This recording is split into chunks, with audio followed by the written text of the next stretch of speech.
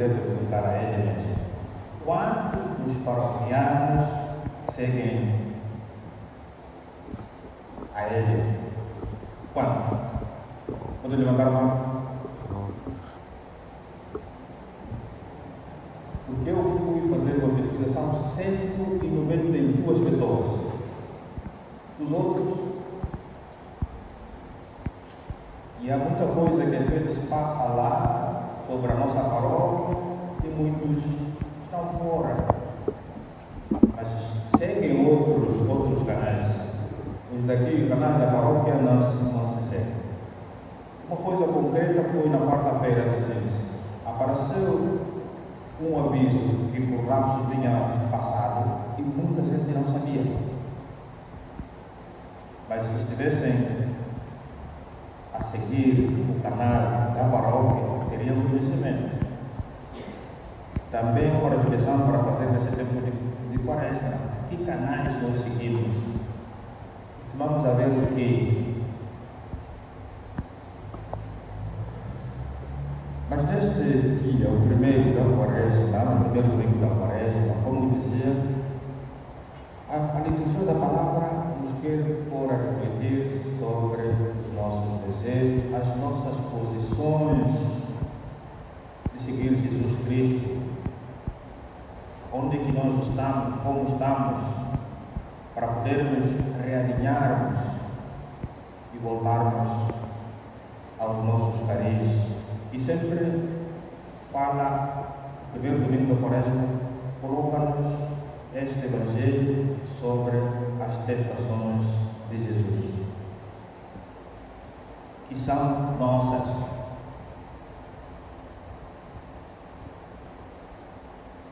Na primeira leitura do Gênesis, normalmente você ouve pessoas a comentar essa leitura e ficam perdidas em coisas desnecessárias que aparecem nessa leitura e perdem o essencial.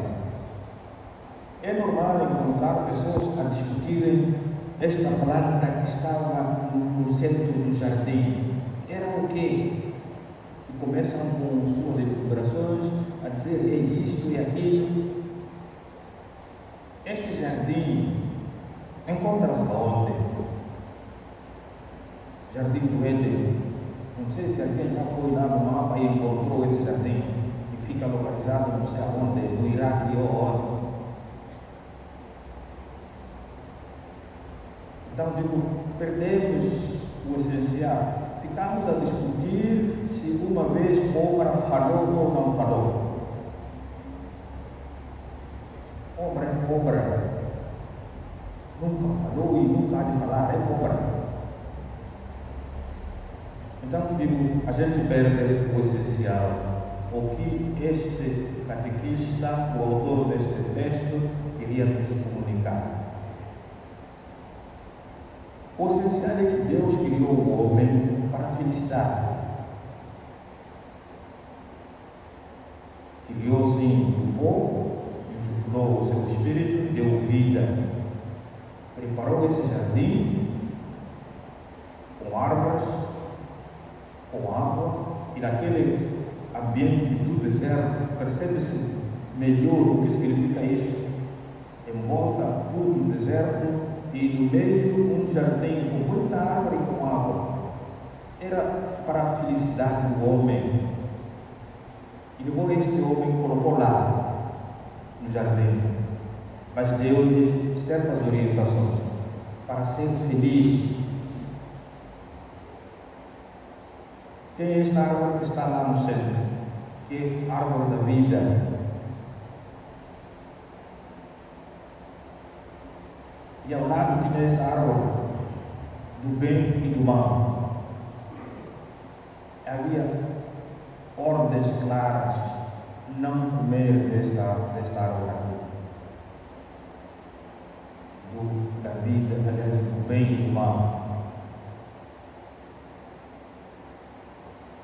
Esta árvore que estava no centro se foi com a lei de Jesus, que Deus coloca para observarmos se queremos ser felizes. Temos os mandamentos, Se queremos a vida, temos que observar. Há poucos dias nós falávamos que Deus, se quiseres, Deus coloca fogo e água. Se quiseres, segundo a sua vontade, a tua escolha, podes pôr a tua mão ou no fogo ou então na água. Podes escolher a vida ou podes escolher a morte.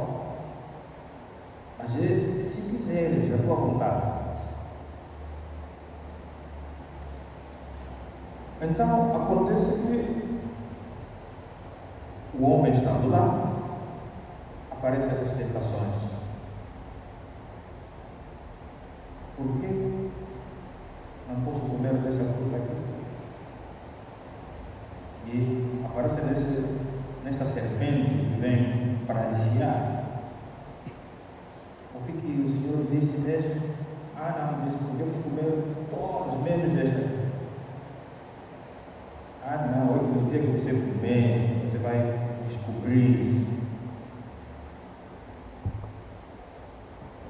Vai ser autônomo, vai descobrir assim o que é o mal, o que é o bem. É esse o grande pecado do homem.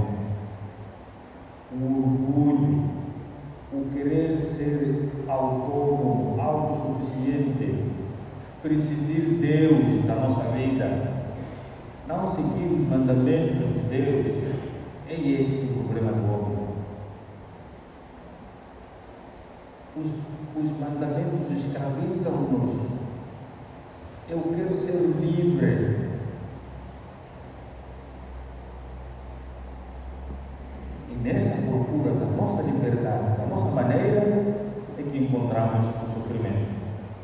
Por isso, o sofrimento, o pecado, é Deus que colocou?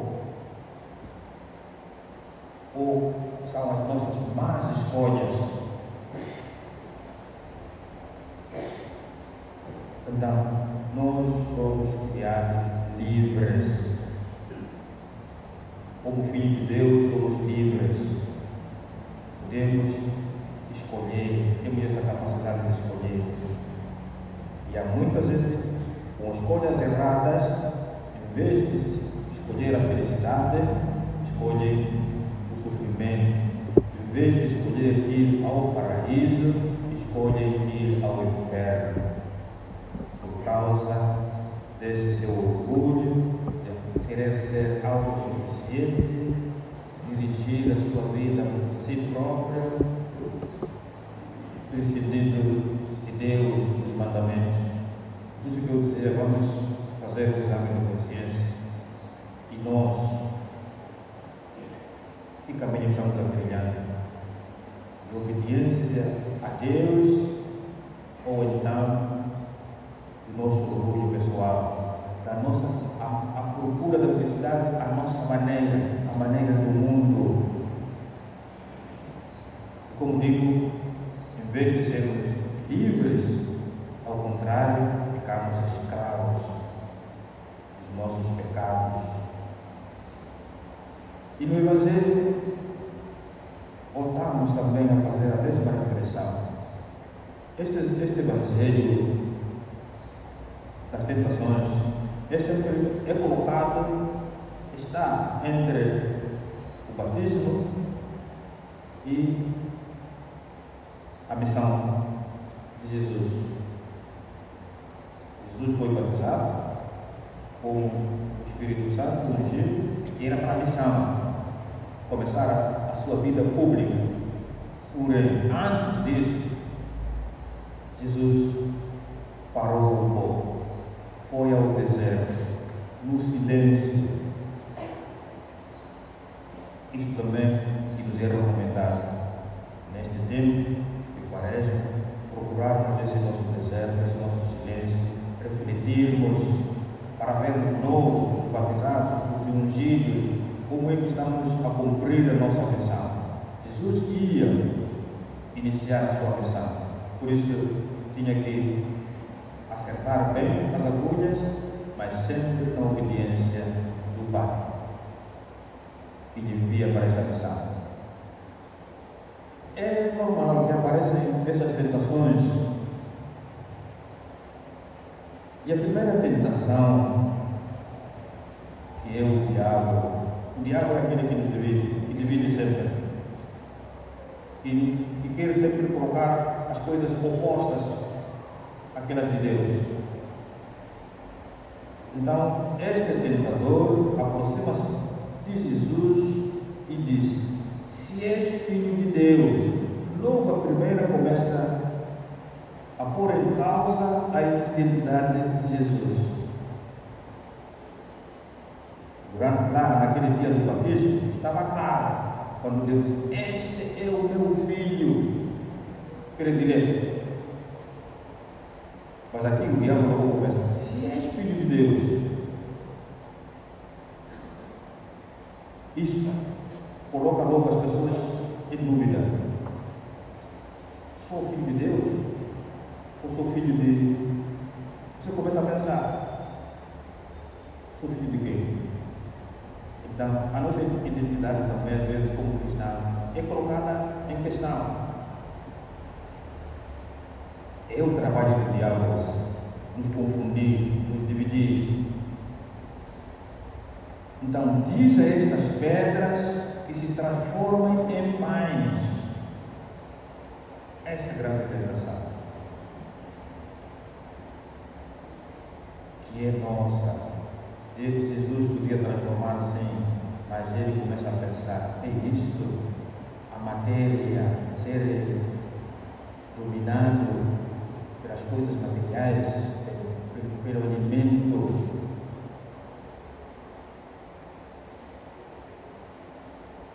Mas Jesus responde também com uma citação da Sagrada Escritura, e ele diz: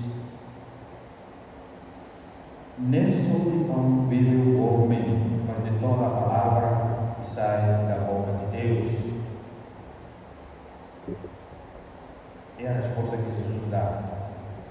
É mesmo que dizer que não é só dessa procura desenfreada dos bens materiais, e depois ficamos escravos disso também. E às vezes usamos critérios pecaminosos para termos os bens materiais. Acumulamos os bens. E esquecemos também que temos a palavra de Deus que nos orienta, que deve ser nosso alimento, nosso dia a dia. Esta tentação também é nossa, de querermos acumular de uma maneira desenfreada. Isso nos leva ao egoísmo, não sabemos partilhar os bens, porque vemos nos bens a nossa segurança.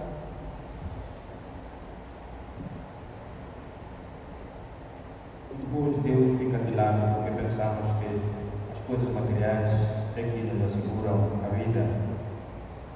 Depois temos a segunda tentação: se és filho de Deus, lança-te daqui abaixo, pois está escrito: Deus mandará os seus anjos que te recebam nas tuas mãos, para que não tropeces em alguma pedra. Às vezes nós também usamos Deus para os nossos caprichos. Pensar que, já que sou filho de Deus, então posso tentar o Senhor em todos. E às vezes nós tentamos muito a Deus.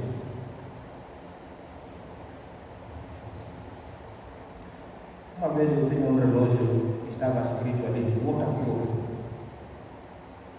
Eu disse: esse relógio é prova de água. Então, peguei o relógio para mostrar aos outros que não tinham relógio daquela qualidade. Meti num pouco de água para passar toda a noite lá na água, para mostrar que isto aqui é prova de água. Tentar a Deus. E no dia seguinte meu relógio não funcionava. Já tinha bebido água. Então às vezes nós passar aqui, Deus vai me receber, não vou tropeçar em alguma pedra. E a terceira tentação é a tentação do poder, também todos nós temos. Jesus foi levado lá para aquela montanha, que não sei onde está essa montanha tão alta, que pode ver todos os reinos. Dizer, agora veja tudo isso. Ajoelha-te, adora-me e depois eu vou te dar tudo isso. Tentação do poder, de querer dominar todos. Então, nós também temos esta fraqueza, esta tentação. Então, essas três tentações são concretas em cada um de nós. Então, vamos ver como é que nós estamos.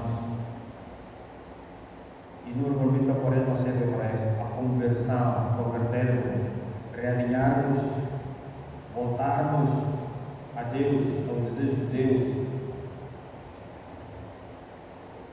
E não prescindirmos de Deus, querermos ir à frente sem Deus. Então, é possível mesmo escaparmos dessas tentações?